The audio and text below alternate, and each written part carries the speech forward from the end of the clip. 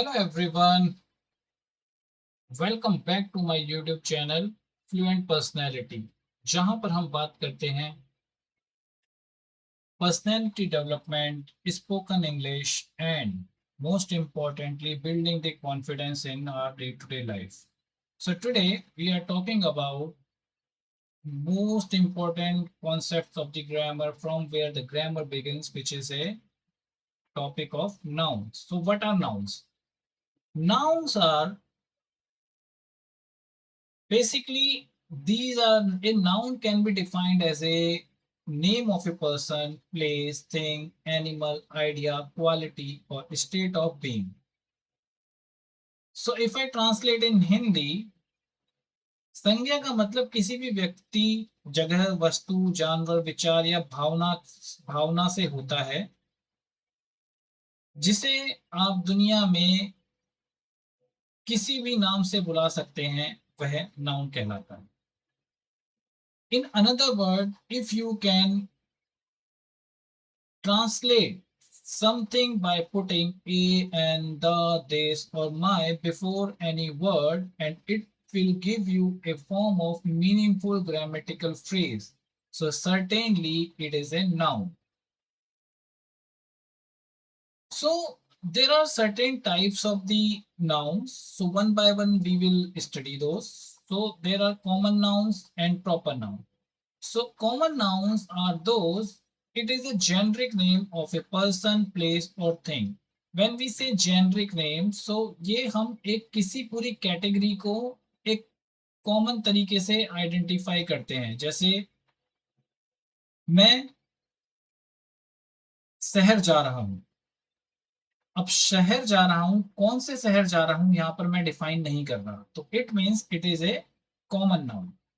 But when I से मैं दिल्ली जा रहा हूं, तो at the time I am specifying Delhi, so it means it is a proper noun. So for another example is author. मैं बहुत सारे ऑथर्स को फॉलो करता हूं. ठीक है, मैं बहुत सारे राइटर्स को फॉलो करता हूं. ठीक है, this is generic word, so which we call common noun. But when I will be specifying कि मैं शेक्सपियर को फॉलो करता हूं, ठीक है, या शेक्सपियर को पढ़ता हूं, या फिर मैं किसी राइटर का नाम लेकर उसको स्पेसिफाई करूं, so which will become proper noun. So you understood, common noun is generic name of a person, place or thing, जहां पर हम किसी चीज को स्पेसिफाई नहीं करते हैं, हम जनरली बोलते हैं कि हमने वो चीज की. मैं शहर जा रहा हूँ, for example, very common example, right. Proper noun, जब मैं उस शहर को एक आइडेंटिफिकेशन दे दूंगा कि जैसे मैं उत्तर प्रदेश जा रहा हूँ, या फिर मैं दिल्ली जा रहा हूँ, या मैं मुंबई जा रहा हूँ, so that will become proper noun.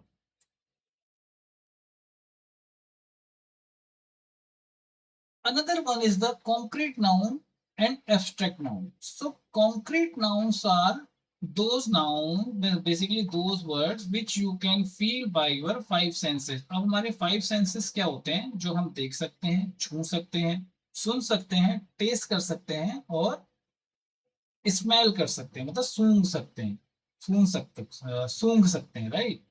So in English, like we can see, touch, hear, taste और smell. तो इनको आप महसूस कर सकते हो, right. So these are the concrete nouns. But when I say abstract noun, so abstract nouns are, ये होता है कि जिनको आप छू नहीं सकते हो, सिर्फ महसूस कर सकते हो. ठीक है, इनको आप छू नहीं सकते हो, लाइक महसूस दोनों को कर सकते हो, लेकिन एक को आप छू सकते हो, इसको आप छू नहीं सकते, राइट. ये सिर्फ भावनाओं के साथ जुड़े होते हैं, जो आपके विचार के साथ जुड़े होते हैं, अदरवाइज और कोई डिफरेंस नहीं है. कॉन्क्रीट नाउन को आप देख सकते हो, महसूस कर सकते हो, ठीक है. इस दूसरे जो एब्स्ट्रैक्ट नाउन है, इनको भी आप महसूस कर सकते हो, लेकिन आप छू नहीं सकते. जैसे for example, for concrete nouns की अगर हम बात करें, तो टेबल है, छू सकते हो. परफ्यूम है, सूंघ सकते हो. ग्रेनाइट है, छू सकते हो. थंडर है, महसूस कर सकते हो, राइट. और देख भी सकते हो, जो बिजली गिरती है, थंडर, ठीक है. वाटर, पानी है, छू सकते हो, महसूस कर सकते हो. डॉग है, उसको आप देख सकते हो, राइट। कार है, देख सकते हो। सेम वे में जब हम बात करते हैं एब्स्ट्रैक्ट नाउन की, तो उसमें क्या है, ऑनेस्टी आप सिर्फ महसूस कर सकते हो, उसको आप छू नहीं सकते। ब्रेवरी, बहादुरी जो है, आप सिर्फ उसको महसूस कर सकते हो, उसको छू नहीं सकते। लव महसूस कर सकते हो, छू नहीं कर। आजादी, फ्रीडम, आप उसको महसूस कर सकते हो, छू नहीं सकते। बचपन, आप उसको महसूस कर सकते हो लेकिन छू नहीं सकते। ठीक है। तो कॉन्क्रीट नाउन्स को, only difference is concrete noun versus abstract noun. Concrete noun को आप देख सकते हो, छू सकते हो, अपने पांचों इंद्रियां जो होती हैं जिसको हम कहते हैं, हम देख सकते हैं, छू सकते हैं, सुन सकते हैं, स्वाद ले सकते हैं, या फिर उसको सूंघ सकते हैं। तो ये सारे काम जहाँ पर इंद्रियां करती हैं उसको आप कहते हो कॉन्क्रीट नाउन। एब्स्ट्रैक्ट नाउन में सिंपल सा है, आप उसको सिर्फ महसूस कर सकते हो, अपनी पांचों इंद्रियों को यूज करके उसको छू नहीं सकते या फिर और चीजें नहीं कर सकते, right. So I hope it is clear to you. Now going to the second point, countable noun and uncountable noun. As name describe that, कि काउंटेबल मतलब आप उसको गिन सकते हो, अनकाउंटेबल को आप गिन नहीं सकते हो। तो काउंटेबल को हम बात करते हैं तो हम उसे एक दो तीन चार, या फिर वैसे जिसके आगे ए एन मैनी फ्यू लग गया, आप उसको काउंट कर रहे हो, राइट, तो वो काउंटेबल नाउन हो गया। Where you are saying that uncountable, ठीक है, जहां पर आप उसको तो मतलब काउंट नहीं कर सकते हो, लेकिन हाँ आप उसको नाप सकते हो, तोल सकते हो। फॉर एग्जाम्पल लाइक कि मैं बोलता हूँ कि एडवाइस, ठीक है। अब मैं ये नहीं कह सकता एन एडवाइस, क्योंकि मैं एडवाइस के साथ ये लगा नहीं सकता हूँ, ए एन नहीं लगा सकता मैं किसी भी चीज के साथ, ए एन लगाना गलत है, ठीक है। फॉर एग्जाम्पल जैसे एडवाइस के सामने स्पेशली, और फर्नीचर का फर्नीचर्स भी नहीं बोल सकते, ये भी गलत है, ठीक है। तो आप इनको सिर्फ नाप या तोल सकते हो। अनदर थिंग इज, जो आपके जो अनकाउंटेबल नाउन्स होते हैं उसमें कुछ केसेस ऐसे होते हैं, अगर उनको काउंट करना है, सपोज करो आपको अनकाउंटेबल वे में किसी को बताना है काउंट करके कि भाई मुझे, जैसे फॉर एग्जांपल मैं बोलता हूँ कि भाई मुझे पानी पीना है, ठीक है, तो मैं उससे बोलूंगा मुझे एक गिलास पानी पीना है, तो मैं उससे ये नहीं बोलूंगा ए वाटर, मैं ये नहीं बोलूंगा, मैं उससे बोलूंगा please give me a glass of water, ठीक है। एडवाइस का क्या है, ए पीस ऑफ एडवाइस, मैं उसको डिफाइन कर रहा हूँ कि भाई मुझे छोटी सी एडवाइस चाहिए। या फिर सोप के लिए मैं बोलूंगा ए बार ऑफ सोप, मैं इस सोप नहीं बोलूंगा, राइट। तो इसी तरीके से ये पूरा हम यूज करके बनाते हैं। तो हम इसको जो सिंपल है काउंट कर सकते हैं वो काउंटेबल हो गया, जो काउंट नहीं कर सकते वो अनकाउंटेबल हो गया। Another point is the collective noun. Collective noun क्या होते हैं, जहां पर हम कुछ शब्दों को, कुछ वर्ड्स को जोड़ के एक शब्द बनाते हैं, ठीक है।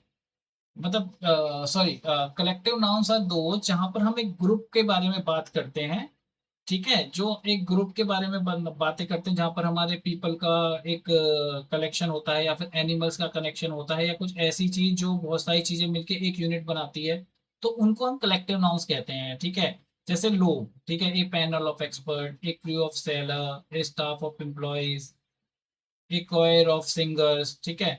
एनिमल्स में आ गया a pride of lion, a flock of bird, a pack of wolf. तो मैं बेसिकली उनको एक तरीके से आइडेंटिफिकेशन दे रहा हूँ एक ग्रुप के तौर पे, ठीक है। जैसे ए प्राइड ऑफ लायंस, ठीक है, तो मैंने प्राइड ऑफ लायंस कह दिया। फ्लोक मतलब एक बर्ड के पूरे झुंड को मैंने फ्लोक कह दिया, ठीक है। वोल्स को मैंने ए पैक कह दिया, ठीक है। तो इस तरीके से, तो थिंग्स के हिसाब से आ गया ए फ्लीट ऑफ शिप, ठीक है। ए बकेट ऑफ फ्लावर, जहां पर बहुत सारे फ्लावर्स को हमने एक नाम दे दिया bucket.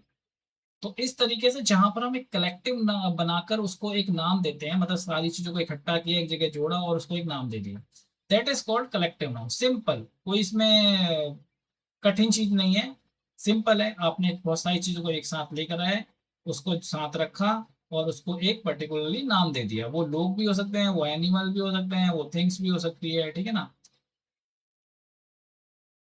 Another one is compound noun and possessive noun. So इसमें क्या है, कंपाउंड नाउन और पोजेसिव नाउन्स क्या होते हैं कि कंपाउंड नाउन में हम दो और ज्यादा शब्दों को एक साथ लाकर एक शब्द बनाते हैं। जैसे फॉर एग्जांपल हम बोलते हैं बस स्टॉप। अब बस स्टॉप में क्या है, बस और स्टॉप, ठीक है, जहां पर बस आके खड़ी होती है, तो हमने इन दोनों को जोड़ दिया बस स्टॉप, एक सेंटेंस हो गया जिसके बीच में एक स्पेस है। एक अनदर फॉर्म होता है हाइफिनेटेड, उसका मतलब होता है कि हमने बीच में हाइफन देके जोड़ा, जोड़ा हमने शब्दों को ही है, अलग अलग वर्ड्स को पकड़ा, आपस में जोड़ा, लेकिन हमने बीच में हाइफन दे दिया। लेकिन मदर का मतलब हो गया माँ, इन लॉ मतलब हो गया आपकी सासू माँ, तो बेसिकली ये एक वर्ड बना दिया। एक होता है क्लोज वर्ड, जिसमें हम दोनों वर्ड, दो शब्दों को जोड़ते हैं लेकिन हम बीच में ना कोई हाइफन देते हैं ना कोई स्पेस देते हैं। दिस इज फायर फाइटर, ठीक है। तो ये हो गया आपका compound noun. Another is the possessive noun, ठीक है, जिसमें हम किसी भी चीज की ओनरशिप देते हैं, ठीक है, एक एफस्ट्रॉफी लगा के। तो सिंगुलर केस में क्या होता है कि हम लोग एफस्ट्रॉफी लगाते हैं वर्ड के, मतलब हमने कोई एक वर्ड लिया, एफस्ट्रॉफी लगाया, फिर एस लगाया, मतलब एफस्ट्रॉफी लगाता है पहले एस से पहले। तो उसमें हम सिंगुलर वाले के केस में करते हैं। लेकिन जहां पर हमारी प्लूरल की बात आ जाती है तो एफस्ट्रॉफी तो लगता है वो एस के बाद लगता है। जैसे हमने बोला स्टूडेंट, स्टूडेंट्स, तो स्टूडेंट्स प्लूरल वर्ड हो गया, लेकिन एफस्ट्रॉफी लगा दिया तो हम डिफाइन कर रहे हैं जैसे द स्टूडेंट्स लॉकर, कि छात्रों का लॉकर। हम इसमें ओनरशिप दे रहे हैं, छात्रों के लॉकर्स की बात कर रहे हैं। तो लेकिन यहाँ पर झुंड था, मतलब एक प्लूरल फॉर्म था स्टूडेंट्स का, तो हमने एपोस्ट्रोफी लगाया एस के बाद में। एक थर्ड होता है इरेगुलर प्लूरल्स, ठीक है, जिसमें हम बात करते हैं कि जैसे इसके ना जो डिफरेंट टाइप का एस ई एस वाला फंडा ऐसे यूज नहीं होता है। तो इसका जो प्लूरल बनता है वो डिफरेंट ही होता है, ठीक है, उसमें नॉर्मल फॉर्मूला काम नहीं करता है। तो द चिल्ड्रंस प्ले ग्राउंड, तो इस केस में भी हम एंड में पहले एपोस्ट्रोफी लगाते हैं फिर एस लगाते हैं। तो ये हो गया आपका compound noun and possessive noun, which is very simple formula. ये अंडरस्टैंडिंग क्लियर करने के लिए, क्योंकि जब भी कभी हम ग्रामर पढ़ते हैं तो ग्रामर हमेशा आपकी नाउन से स्टार्ट होती है, और these are the basic concepts. Another one is the noun का अलग अलग टाइप से फंक्शन होता है हर किसी सेंटेंस के अंदर। तो कहीं पर वो एज ए सब्जेक्ट काम करता है, जहां पर एग्जैक्टली exactly जो नाउन है वही काम कर रहा है, ठीक है। एक होता है डायरेक्ट ऑब्जेक्ट, जहां पर आपका नाउन ऐसे कर्म के तौर पे काम कर रहा है और एज ए वर्ब के तौर पे काम कर रहा है, ठीक है। थर्ड वन होता है इनडायरेक्ट ऑब्जेक्ट, जहां पर आपका वो किसी और के लिए काम कर रहा है। जैसे teacher gave Rahul a book, ठीक है, जो है बुक जो है डायरेक्ट ऑब्जेक्ट है, और किसको मिली है, वो राहुल को मिली है। तो इस तरीके से वो इनडायरेक्ट ऑब्जेक्ट का काम करता है। यहाँ पर इनडायरेक्टली कहीं ना नाउन यूज हो रहा है दूसरी चीज के लिए, ठीक है। थर्ड वन हो गया ऑब्जेक्ट ऑफ प्रीपोजिशन। तो यहाँ पर क्या है कि जो हमारा प्रीपोजिशन है, जैसे हम कहते हैं ना अंडर, ओ, अबव, ये सारे प्रीपोजिशन है जो तो किसी नाउन से पहले लगते हैं, तो ये ऑब्जेक्ट उस प्रीपोजिशन के लिए यूज होता है। तो वहां पर हम यूज कर रहे हैं नाउन का नेम, बट उसमें उसकी जो डेफिनेशन दे रहे हैं, जो उसको उसके साथ लिंक कर रहे हैं, वो हम कर रहे हैं प्रीपोजिशन के लिए। Like the cat is under the table, जो बिल्ली है टेबल के नीचे है, ठीक है। इस तरीके से हमने इसको ज्वाइन किया। And last one is the predicate noun.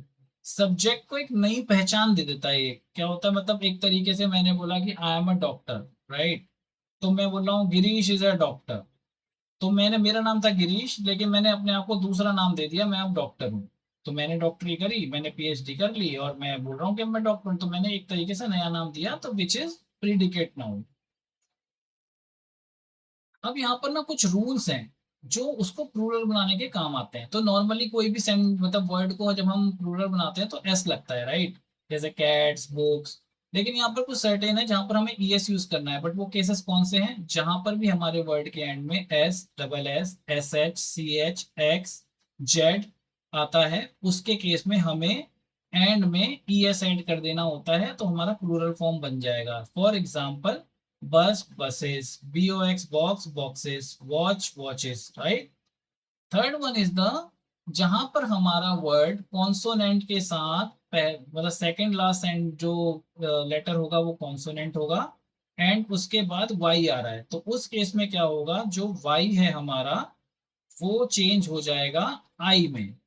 For example CITY, तो हमारा जो वर्ड होगा, जो वाई होगा, वो आई में कन्वर्ट होगा, एंड उसके बाद ईएस लग जाएगा, तो that will become plural form. तो CITY, तो टी हमारा कॉन्सोनेंट था, वाई हमारा दूसरा उसके एंड में आ रहा था, तो वाई हमारा बन गया आई, और इसके साथ लग गया ES, so CITIES is cities.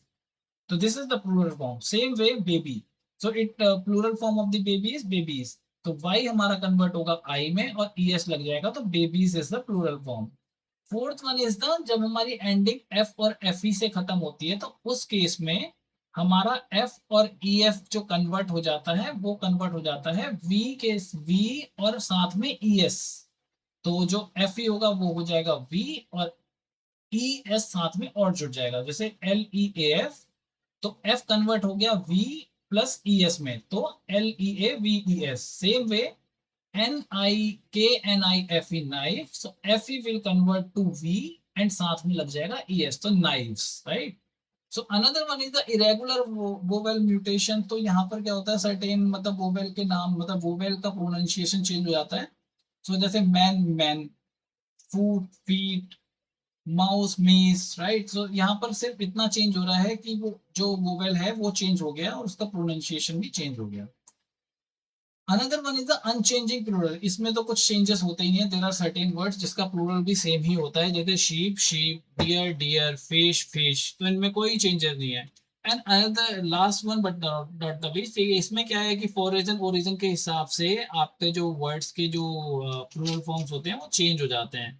जैसे डेटम डेटा, ठीक है, analysis analysis, hypothesis hypothesis. So these are also kind of making plural nouns. So I think so this is very important when we are making plural forms of something. So we should take these rules in our mind, and it will be like not remembering all these things. It is something we need to practice. So note down, jot down some words and make the plural form of those words. Just look out, look at your surrounding and just write down the words which you are seeing. So this will very helpful to you. So now we have some practice and practice exercise. So I have the answer key, but right now I will not show it to you. But please do comment on in the comment chat. So I will be showing you uh, answer to these questions. So basically the question is identify all common and proper noun in this sentence. तो इसमें आपको common और proper noun को बताना है कि कौन सा है।